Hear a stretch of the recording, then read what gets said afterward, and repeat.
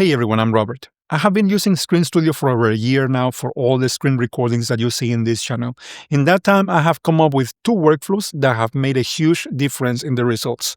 They are both specific to Screen Studio and I haven't seen anyone else talking about this, so I think you will find this video especially helpful if you are a content creator or if you do screen recordings and want to level up the video quality that you get with this app. Hey guys, right now I am shooting this with my Fujifilm camera plugged to my computer. Everything is being captured within Screen Studio, the video track, the audio track. Normally I will be moving around and opening windows, but right now I just wanted to show you the difference in quality using this method. Now, if you have done any research on screen recording apps for Mac, you have probably seen Screen Studio pop up. If you are new to it, here's a quick version. It's a tool that gives your screen recordings clean animations, smooth zooms. It makes your mouse movement look way more polished. It has some handy features like masking sensitive content or highlighting, and you can upload your videos and share links directly from within the app. No need for advanced editing skills, just hit record and Screen Studio takes care of the rest. But here's the thing. While Screen Studio is fantastic for getting polished results fast, as someone with a background in professional video production, I do run into a few frustrations. There are some features that I wish it had, especially when it comes to audio cleanup, color correction, working with external files, and export or render quality. It's clearly built for basic users, and it does that job very well, but if you are used to more advanced editing, some of those missing options can get in the way. I know Screen Studio has never tried to replace a full video editing application, but I think it could do better at allowing integration with more professional video workflows. So here's what I want to share with you: how to do color correction in Screen Studio, how to use cleaned up audio from external tools, and how to bring in an external video track to go along with your screen recording in case your display doesn't have a webcam or you want the absolute best quality that your camera can provide. I am assuming here that you already know the basics of video, like manual exposure controls and lighting, so I will not get into those details. My goal is to show you how to tie it all together for better results. Let's get into the first workflow, which is probably the simplest and the one I use for sharing quick video links straight from Screen Studio.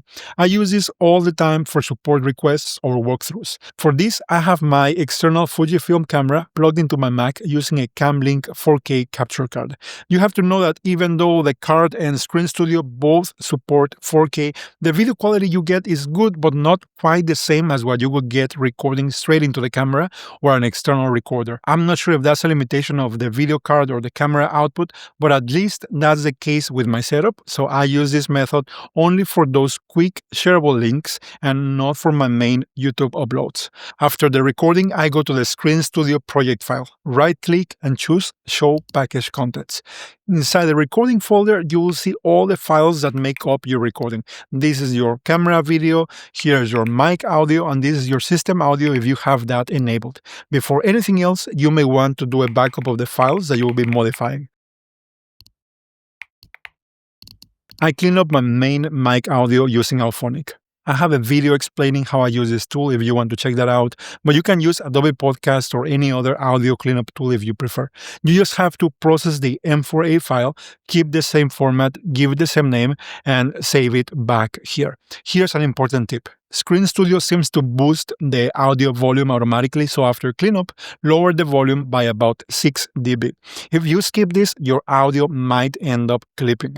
The cool thing about using Auphonic is that I have created a preset for this, and I also created one Alfred workflow for Auphonic that I will be sharing with you in the description. But with just a few taps, my file can be sent to Auphonic via the API.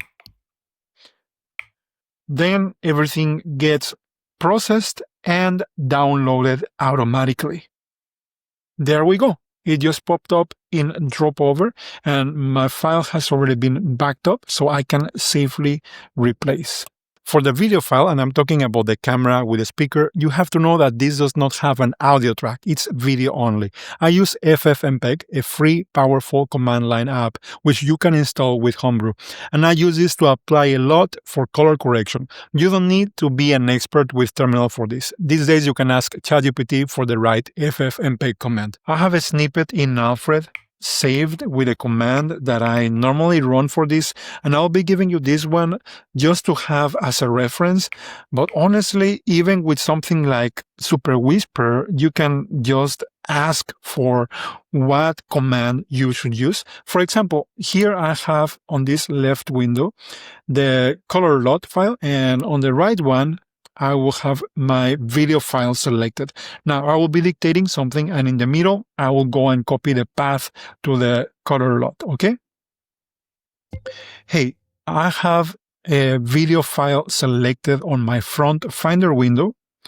This is an MP4 file with a video track only. What I need you to do is to grab the color LUT, which is on my clipboard, and apply it to that video file and save it with as high quality as possible next to the original. I just have to wait a little bit for AI to generate the right command, and it runs it on terminal. And the video file is here, the graded one. Depending on the length of your video, you may have to wait a little bit, but it's pretty simple. For color grading or for color correction, I use Color Finale in Final Cut Pro, and this app has one option to export whatever color edits you do as LUTs. But honestly, you can find LUTs online, or you can just do your own. There's so many ways to go about it.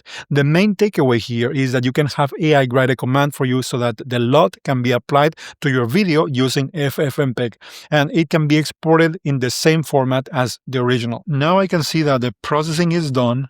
I have my color graded file here.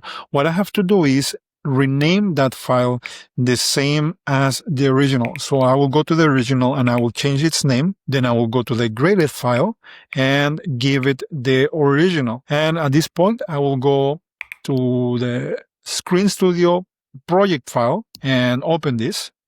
Once I'm in here, I will just add any zooms or animations that I need to add. I will do some cuts, and then I will export the file. That's the basic workflow that I use for fast, shareable links. I have to tell you once again that the talking video, which is captured directly to the app, already has lower quality than I wish. And once I apply the color processing on top of that, there's even more quality loss.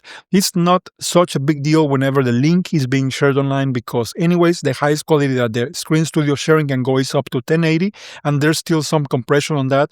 But for YouTube videos where quality matters a bit more, what I do is I record my video externally. In that case, in Screen Studio, I do not record the webcam track at all. You could do it and later replace it, but I'll show you a small hack that allows you to bring in a video track even when there's none. I just make sure that I do record my microphone audio. While I'm recording my screen, I also have my iPhone capturing video separately in 4K log format. I've got another video where I talk about my setup for this, but you could use any camera you like. In the end, I have a Screen Studio file without my talking video and the separate video file. The cool thing is that since I'm using my externally recorded footage, the bitrate of this file is much higher, so the final result looks way better. What I do now is I jump into my Screen Studio project as before, right-clicking, show package contents, recording, and I want to grab my microphone track.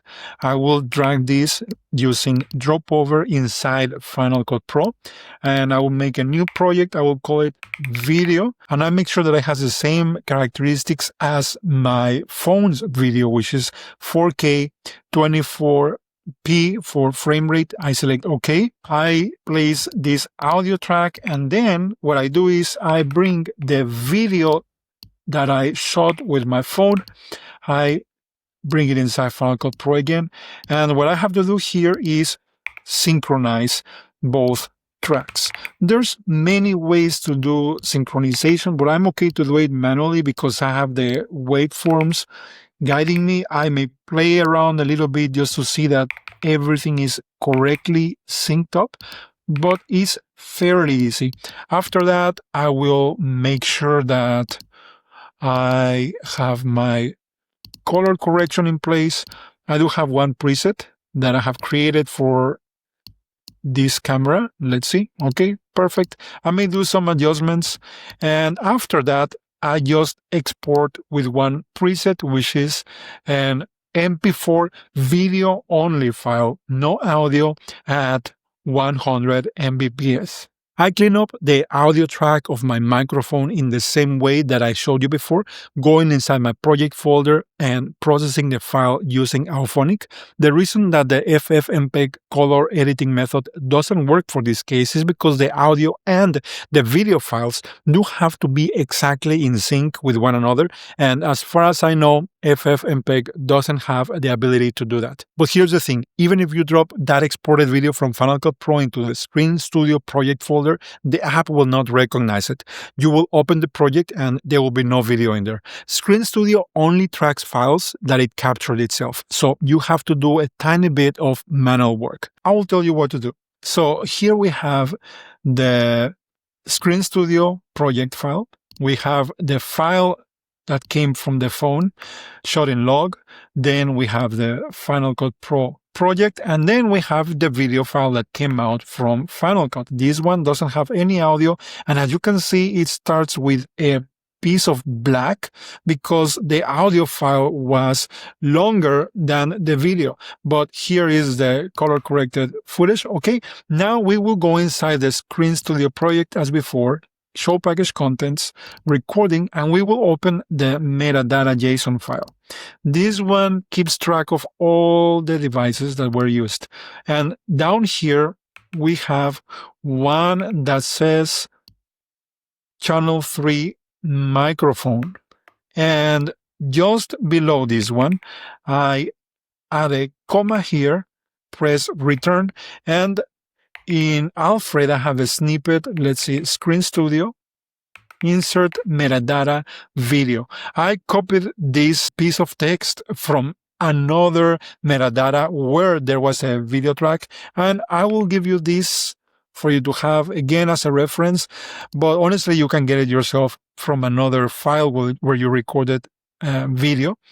Now we just have to make sure that the duration of the audio, which is the microphone, matches the duration of the video track that we are inserting.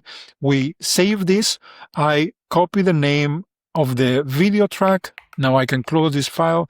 Let me go back, look for the video that came from Final Cut Pro, and I will give it that same name. Okay, now I will drag this inside the project file from Screen Studio, show package contents, recording. I will drag it here. Let's open the Screen Studio project, and this is the moment of truth. There we go. That's our video track which was added. If your video doesn't appear here, it most likely means that your file has some characteristics that Screen Studio is not expecting. So it may be that it's not H264, or it could be that it has an audio track even though it's empty. So you just have to make sure that you use the exact same format as the original. At this point, I usually do any edits or animations that will go with my screen recording segment and export the file. If you only stay with your webcam in a little corner and as a square, then perhaps you will not see that big of a difference, and maybe the first method is all you need. But sometimes I like to go full screen, like this video that you are watching right now. I shot it with my phone following this exact same method, and it's when watching like this and in 4K that you really see the value of the entire process. I'll be honest, this method is far from perfect. After exporting, I still take the file back into Final Cut Pro to combine it with my talking head video, like this one you are seeing right now. This means that I end up exporting the footage you see in my screen recordings 3 times, which does cause some quality loss, but it's still miles better than recording everything straight into Screen Studio. I know this is a bit nerdy, but it took me a while to figure out, so I wanted to share. If you check out some of my older videos, you will see a bunch of failed attempts, but now I've got it down to a routine that works every time. I really hope the Screen Studio team adds more pro options like lossless exports, better support for external files, syncing with internally recorded audio, and color grading tools.